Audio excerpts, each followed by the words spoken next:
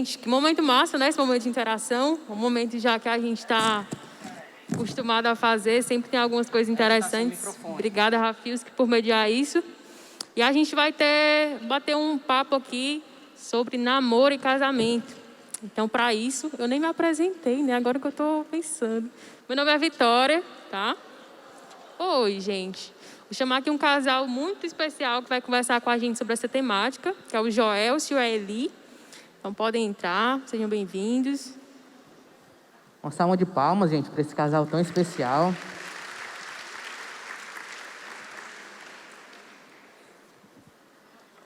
Bom, estou me sentindo aqui no Mais Bíblia agora. Que bom, né? Retornarmos aqui. Falar um pouquinho aí sobre... Primeiro me apresentar, né? Eu sou o Joelcio, né? Alguns já devem estar me conhecendo aí do Mais Bíblia, vem para a mesa, né? Então, que bom estarmos aqui também ao redor da mesa para falar um pouquinho a respeito desse assunto sobre casamento, namoro, que é uma coisa tão vivenciada na juventude, né? Não só na juventude, eu acho que os casais que já estão aí há um bom tempo na caminhada, espero eu, né, que ainda estejam enamorados, né, procurando aí vivenciar esses momentos. Mas vai ser um momento muito precioso aqui para nós. Boa tarde, meu nome é Elisângela, sou casada com o Joelcio já faz 15 anos.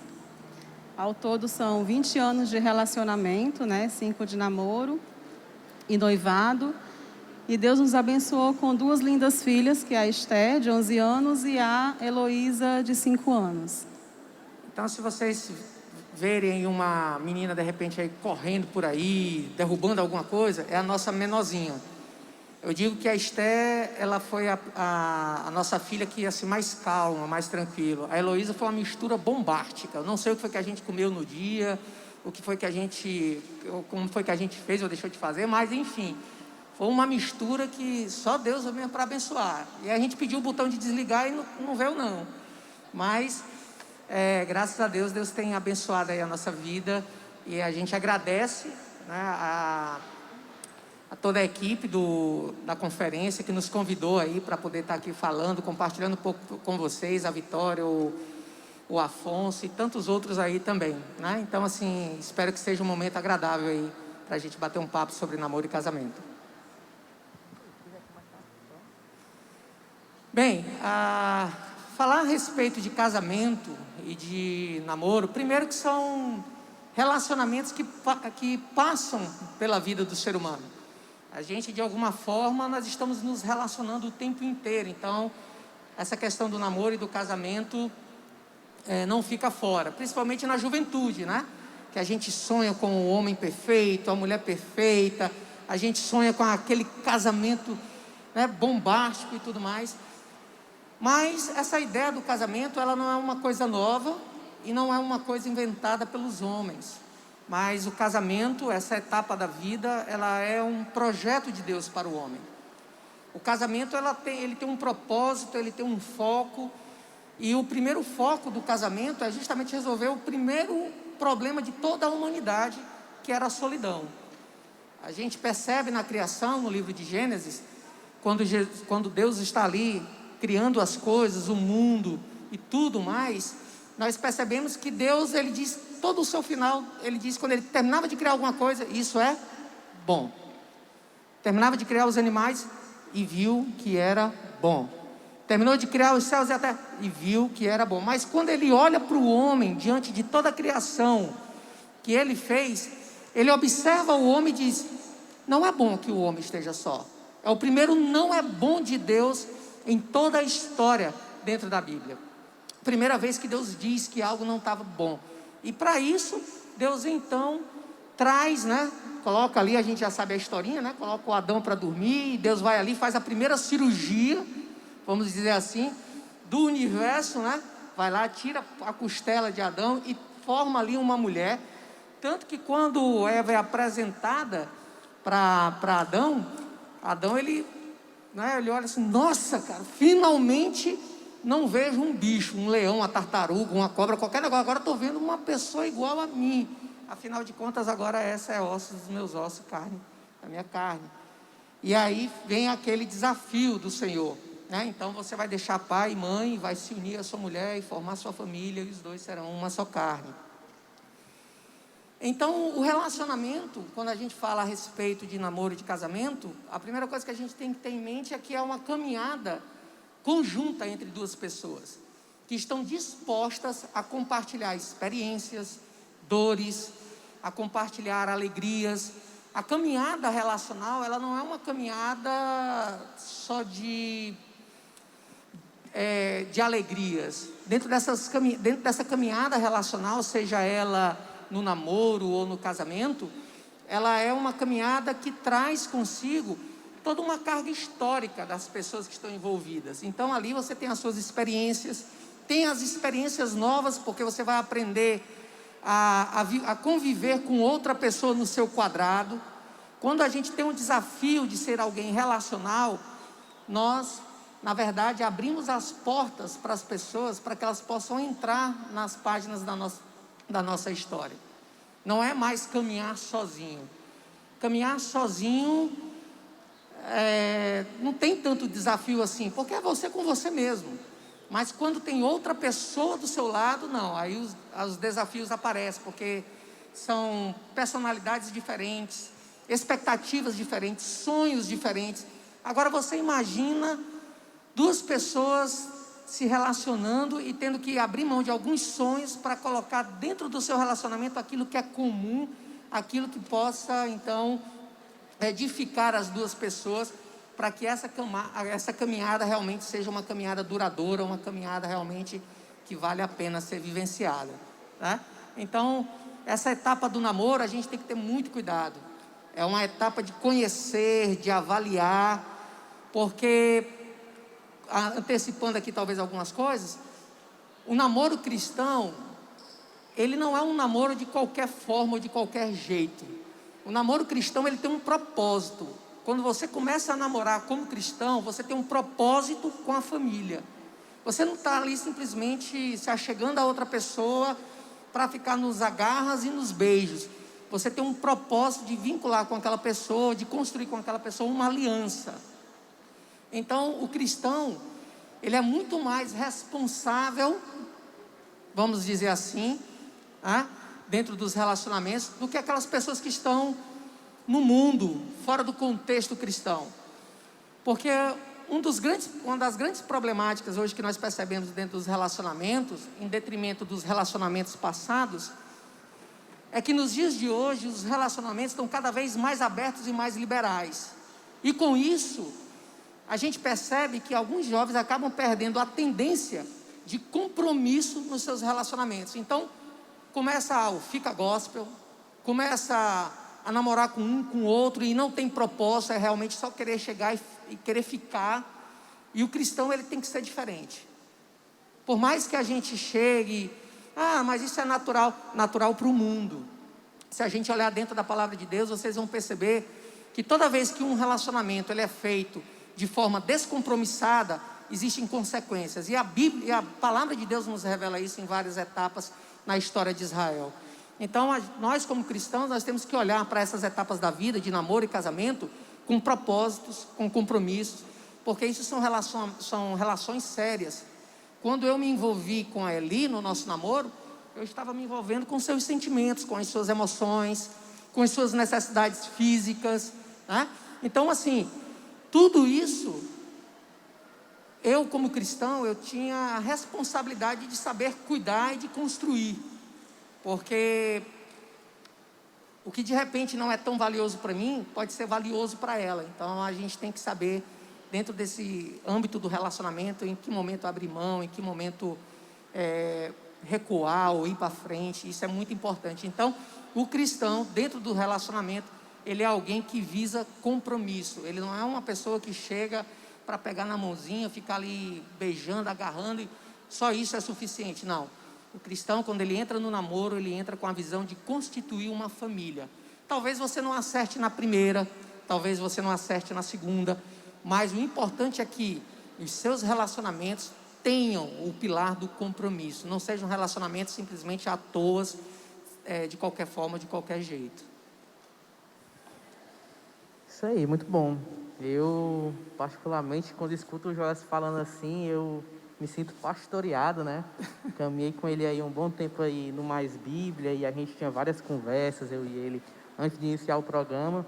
E sempre para mim foi um aprendizado, né? É vida na vida aqui. Amigo, você falou muito sobre a questão do namoro, namoro cristão. E aí eu queria começar com a primeira pergunta aqui, que sempre rola nos acampamentos, certo? Rapaz, quando a gente coloca um tema no acampamento sobre namoro, é certeza que vai ter essa pergunta. E a pergunta é o seguinte, certo? Aí vocês dois ficam à vontade para comentar. Antes de namorar, pode beijar? Você falou aí do fica gospel, e aí, como é esse negócio aí? Pode ou não pode? Amor, você responde? Bom, no meu entendimento, no meu conceito, eu evitaria, porque eu acho que o beijo é um ato muito íntimo para você estar... né, sair por aí beijando qualquer um. Eu acho que tem que haver compromisso, né? Se não há compromisso, não tem por que eu ficar beijando. Então, eu evitaria. Não é fácil, né? Eu sei que a gente tem aquela questão da afinidade, aquela questão da atração física, né? O homem bonito, a mulher bonita, e realmente desperta na gente o desejo de ter algum contato, né? Aquela questão do beijo e tudo. Mas é importante que a gente reflita sobre isso. E eu vou dar aqui até um exemplo que é bem interessante. Quando eu conheci a Eli, o meu intuito, eu estava 3 anos afastado da igreja. Eu estava numa época muito difícil, eu era um cara que me criticava muito. Eu ia para a igreja para tentar ficar avaliando o pastor, ficar avaliando os crentes, como era que era o comportamento, isso ou aquilo. Eu nasci dentro de um lar cristão, tá certo? Então, eu não era uma pessoa alheia ao ambiente, ao assunto. Mas quando eu conheci a Eli, eu estava fazendo música no seminário, e ela era secretária de lá. E ela estava passando um problema, terminando um relacionamento, eu também estava terminando outro relacionamento. Uma amiga em comum agiu como o anjo cupido, né? E nos juntou, e dali a gente começou a conversar, se conhecer. E a gente tinha combinado de se encontrar na beira-mar, para a gente se conhecer melhor. Ela estava indo para o louvorzão lá da igreja dela, e eu cheguei assim, não, a gente se encontra depois, eu te pego lá na igreja. E com isso eu já tinha tomado umas, né? Na época eu estava bebendo, e a gente então foi para a beira-mar. Na minha cabeça, eu estava com a seguinte intenção: tá tranquilo para mim agora, é um fica. Opa, hoje vai ter beijo, hoje vai ter abraço, hoje eu vou curtir a noite. E nisso tudo, acho que umas 10 e pouco da noite, nós fomos para uma pizzaria ali próximo Pirata, nesse dia, né? Nesse momento que nós estávamos vivendo. E aí a gente estava conversando, e eu sou um cara que assim, eu sou meio tímido, tá? Eu tenho assim, às vezes, uma certa dificuldade. Então, eu ficava, rapaz, vou beijar, e não fazia nada. Ela é mais corajosa do que eu. Rapaz, esse menino está demorando demais para fazer as coisas. Eu já tinha a intenção de assumir um compromisso, né? A intenção dela era namorar sério. Ela sempre teve essa ideia de chegar e assim, não, família, casamento, né? Para resumir tudo isso, ela me rouba um beijo. E o que é que passa no momento que ela me rouba esse beijo? O pastor da igreja dela. E aí foi quando caiu a ficha, eu disse para mim mesmo, não é mais um fica, agora é um namoro mesmo. Agora o negócio mudou a situação. Eu estava atrás de um fica e agora eu assumi um compromisso. E nunca me esqueço, quando o pastor da igreja dela veio conversar comigo e disse assim, o que é que você quer com a minha ovelha? Eu quero saber quais são as suas intenções, porque aqui não tem menina e meninos para ficar nessa onda de beijinho e abraço, como se fosse uma coisa, normal, mas como se isso pudesse ser feito de qualquer forma. Porque um beijo, querendo ou não, ele desperta dentro da gente desejos. Dependendo da forma como você abraça, como você beija, como você toca, vai despertar em você atrações para outras áreas. E vai despertar em você desejos de experiências que talvez para aquele momento não seja o ideal, não seja o momento certo. Então essa questão de beijar antes do casamento, muito cuidado. Antes do namoro. Antes do namoro, né? muito cuidado, porque de repente de um beijo você pode ir para outras áreas da sua vida ou cair em outras tentações que você menos esperava por causa de um beijo. Então, nosso conselho é: evite. E talvez alguém possa dizer assim: vocês evitaram?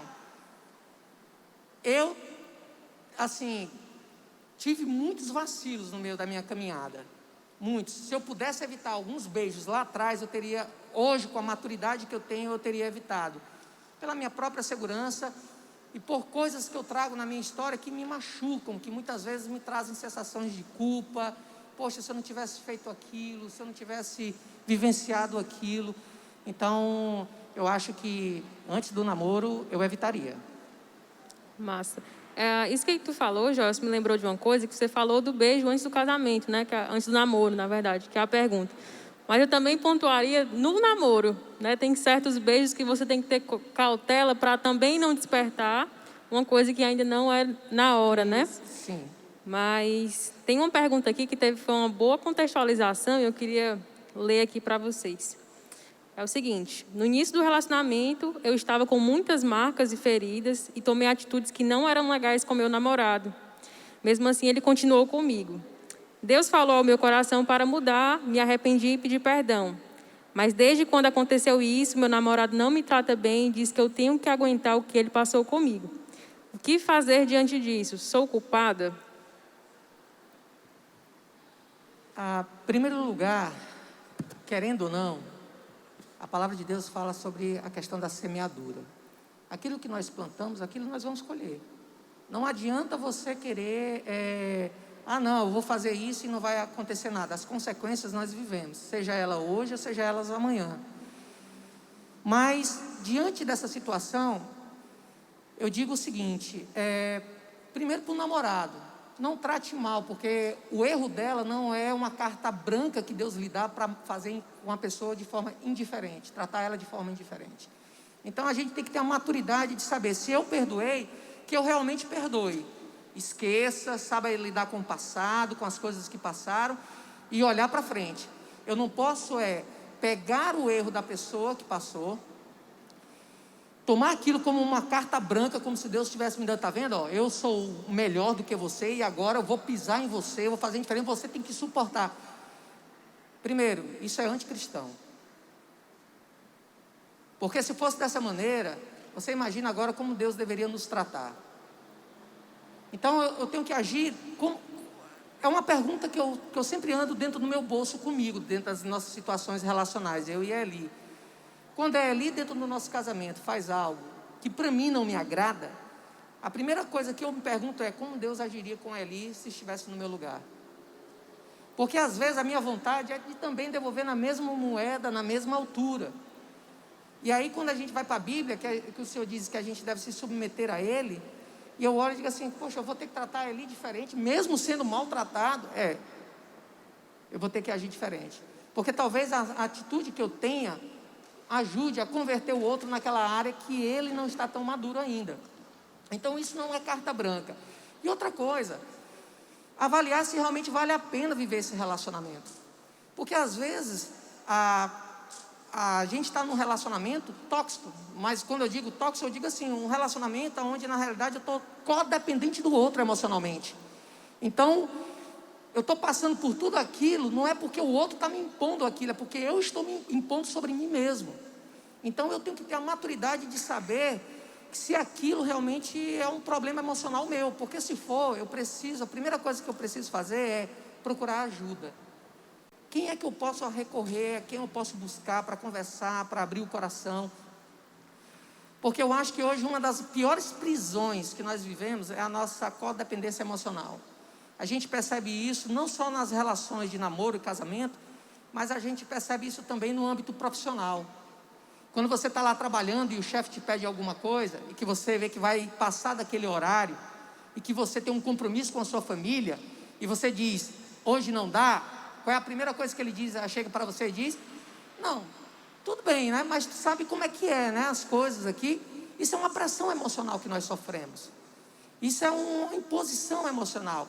E às vezes a gente se torna escravo do nosso trabalho, porque por causa dessas dependências emocionais. E no relacionamento não é diferente. Também existem essas pressões. Então, o que é que eu devo fazer? Primeiro, chegar e conversar com essa pessoa. Como é que é? Você realmente me perdoou ou não? Realmente vale a pena continuar juntos ou não? Porque Deus não nos fez para entrar no relacionamento, para vivermos presos dentro de uma prisão, sofrendo emocionalmente. Deus não nos fez para isso. Mas isso não significa que o nosso relacionamento ele sempre vai ser algo bom, sempre vai ter sol, vai ser um dia claro, de repente vai ter nuvens de tempestade. A tendência é a gente saber lidar com o nosso passado, contanto que ele não intervenha no nosso presente. É a gente olhar para trás e dizer, rapaz, realmente eu fiz isso, vivi isso, errei, mas hoje em Cristo eu fui perdoado, fui restaurado, e só por hoje, Deus me mantém em pé. Então, quando eu tenho essa concepção, cara, tá de boa, tá tranquilo, eu consigo ir para frente. Eu não sei se o amor quer falar alguma coisa aí, às vezes eu falo demais e ela fica muito caladinha, eu não gosto dessas coisas não. Já falou tudo. Amém, Joel. Rapaz, você falou um pouco aí sobre codependência emocional, né? E eu quero puxar uma pergunta aqui, que é muito interessante, certo? Sou super ciumento com a minha esposa. O que devo fazer? Não ouvi direito, Afonso. A pergunta é, sou super ciumento com a minha esposa. O que devo fazer? Sou super ciumento com a minha esposa. O que eu devo fazer? Amor, você quer contar Eu um pouquinho a posso sua só experiência? dar minha opinião também. No começo do nosso relacionamento, eu era muito ciumenta mesmo. Pegava no pé, se eu via ele conversando com alguém, eu já ia lá, cutucava. Mas aí eu vi que isso estava nos prejudicando e não acrescentava em nada. Então, com o tempo, eu entreguei nas mãos de Deus, né? Entreguei nas mãos de Deus, passei a confiar, aprendi a confiar e a descansar. Então, eu acho que é isso, assim, mas ciúme não é bom? Depende. Se for muito, ele se torna doentio, né? Porque as pessoas às vezes têm a mania de falar que ciúme é uma, como é que se pode dizer? É uma expressão de cuidado, né? Mas se for muito exagerado, ele se torna doentio, então isso não é bom, ele só prejudica. Então, assim, se eu temo a Deus, eu tenho que confiar.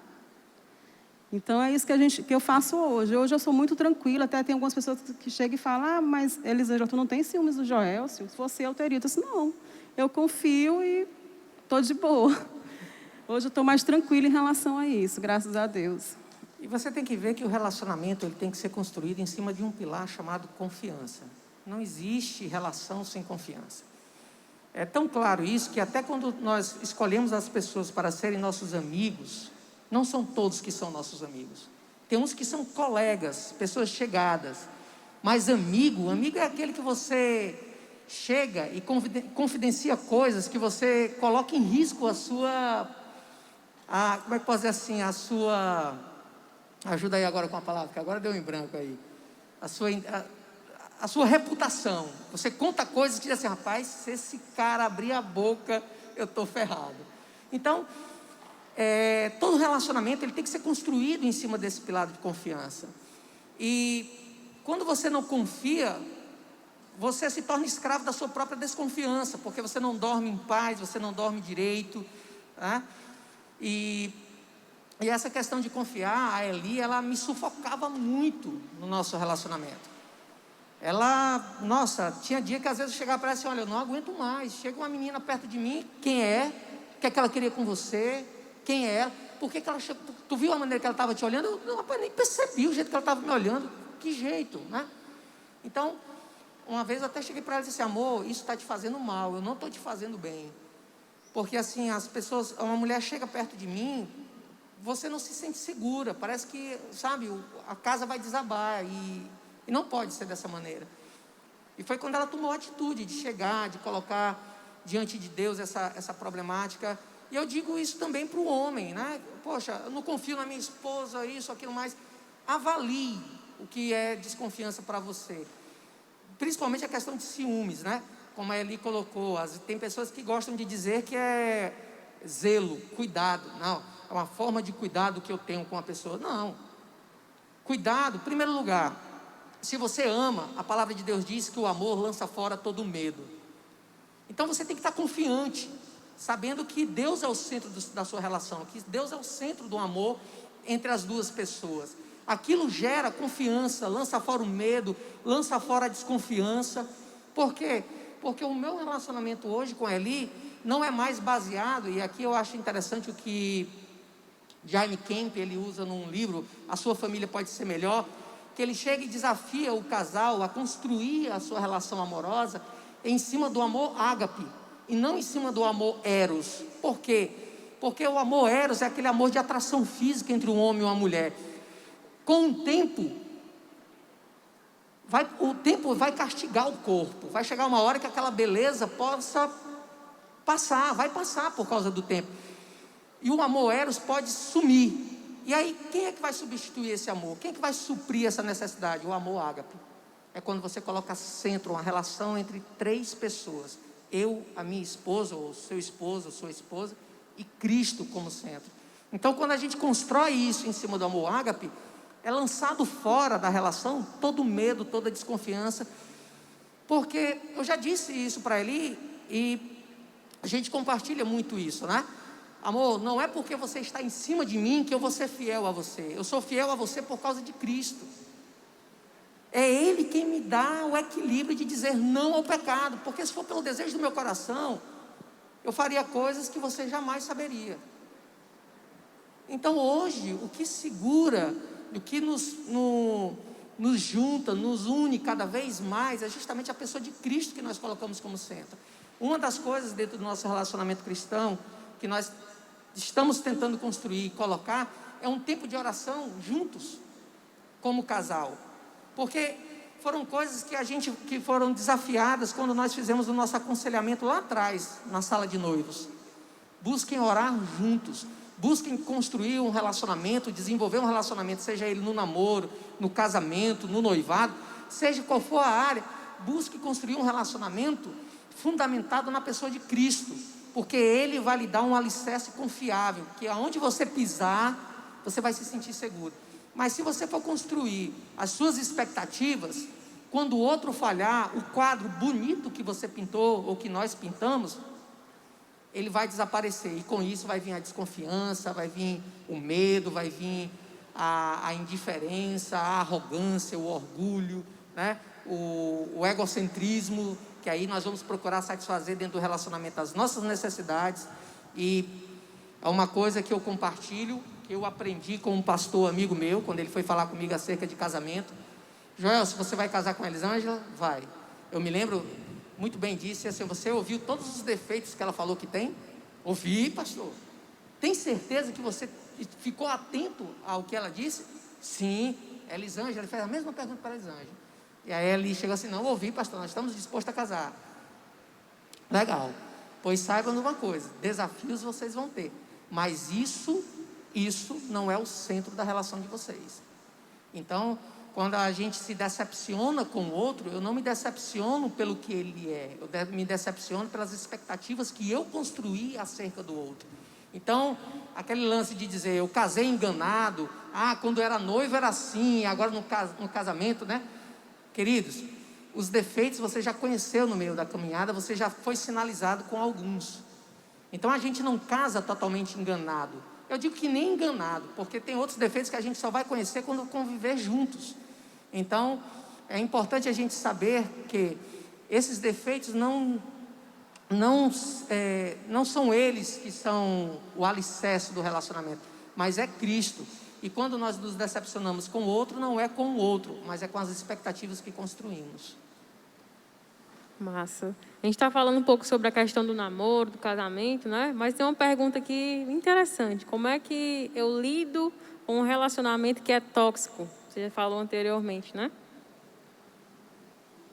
Você até começou. Você já até falou.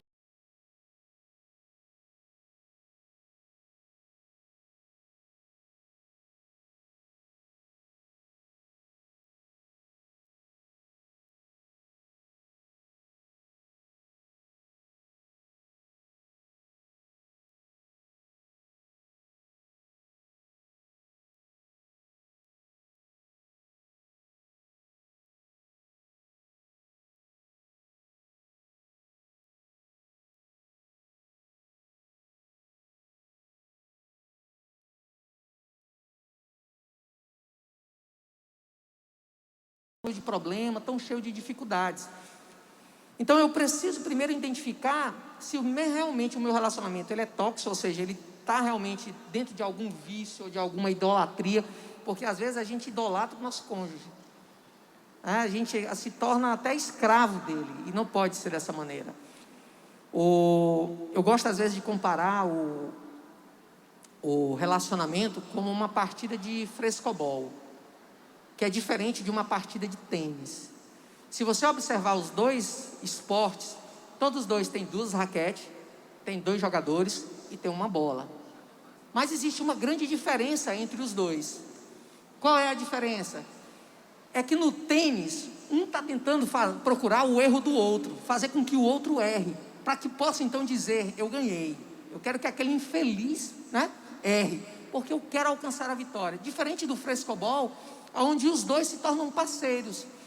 A tendência é dos dois buscarem deixar a bolinha quanto mais tempo no ar. Então, cada um se esforça para facilitar a vida do outro. Cada um se esforça de uma forma extraordinária para que o outro possa ter uma melhor convivência, um melhor ambiente, para que os seus dons, talentos sejam desenvolvidos de forma mais segura.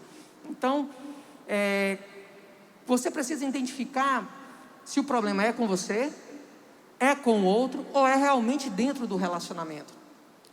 Porque o relacionamento ele tem que ser uma caminhada de parceria. É uma caminhada, a palavra de Deus diz que não podem 2 caminharem juntos se os 2 não estiverem num acordo.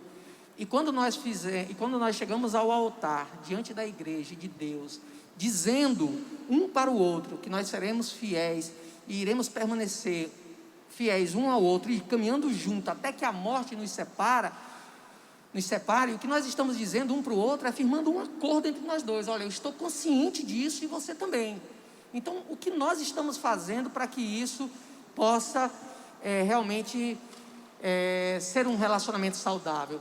Então, no momento que você está vivendo esse tipo de relacionamento complexo, cheio de dificuldade, o conselho que eu lhe dou é: busque ajuda, busque pessoas que realmente vão saber te ouvir, vão saber te orientar, para que você realmente não viva esse relacionamento de forma a diminuir você, a tirar o seu valor. Primeiro porque o outro não determina o seu valor, quem determina o seu valor é Deus, e você tem um valor tão inestimável, que Ele mandou o seu Filho para aquela cruz, por você e por mim. Então não deixe o outro determinar o seu valor, olhe para o alvo que é Jesus, pois Ele é quem determina quem você é. Amém. Rapaz, uma coisa que eu acredito muito é que tanto um relacionamento saudável quanto um relacionamento doentio, ele tem pequenos detalhes que são sutis, que ninguém nem percebe, que vai acontecendo ali e com o tempo vai virando uma bola de neve, né?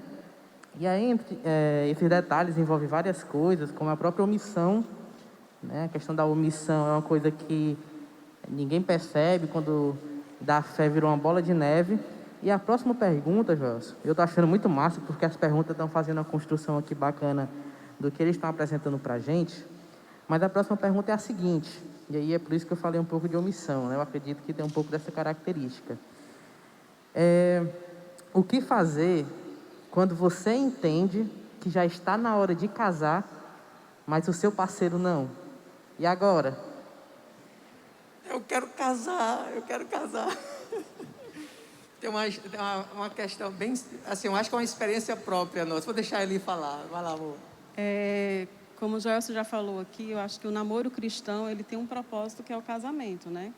Então, acho que primeiro tem que conversar, tem que haver uma conversa entre os dois para ver qual é o objetivo desse relacionamento, porque não faz sentido você passar anos namorando se você não visa o casamento. Como eu falei, quando a gente se conheceu, a primeira vez que a gente saiu, o meu propósito era já firmar um compromisso para casar, porque eu tinha isso em mente, formar uma família, ter filhos, enfim. Então, quando a gente começou a namorar, a gente passou 1, 2 anos, 3 anos, aí eu cheguei para ele e falei, olha, até brinco às vezes com isso, eu falei para ele assim, ano, né? falei assim, você só me enrola até o 5º ano. Chegou com 5 anos, não casou, a gente termina. Porque eu não vou deixar isso e ir adiante. O meu propósito é casar, formar uma família e ter filhos. Então, assim, vamos sentar e vamos ver o que realmente a gente quer, porque o meu intuito é esse. Você também topa Então, no quarto ano, ele me fez uma surpresa e a gente noivou, né? Passamos um ano noivos e com 5 anos casamos. Mas eu dei esse ultimato para ele. Disse, ou você, até o 5º ano, a gente se casa ou então separa, porque não adianta passar muito tempo namorando, não. Até Paulo, ele chega ao ponto de nos aconselhar, que diz assim, ó, é melhor casar do que viver abrasado. Eu já sentia desejos, eu sentia vontade, eu às vezes sonhava, dizia assim, Senhor, em nome de Jesus, me ajuda, Deus, me ajuda.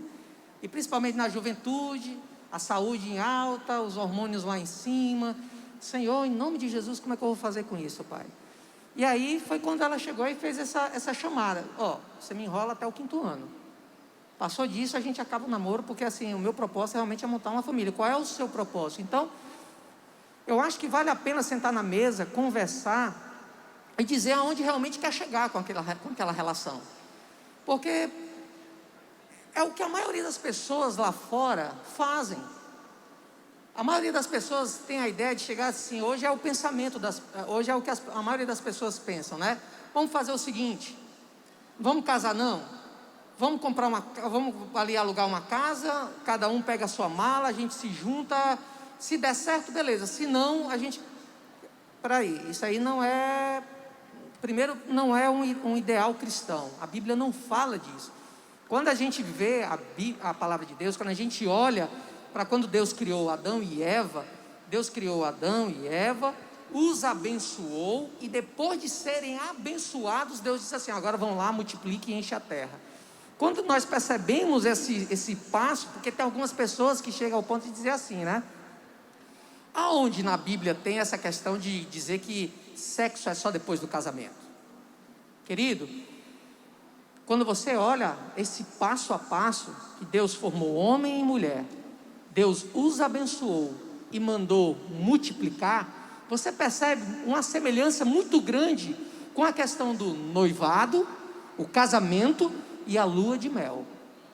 Você percebe uma lógica.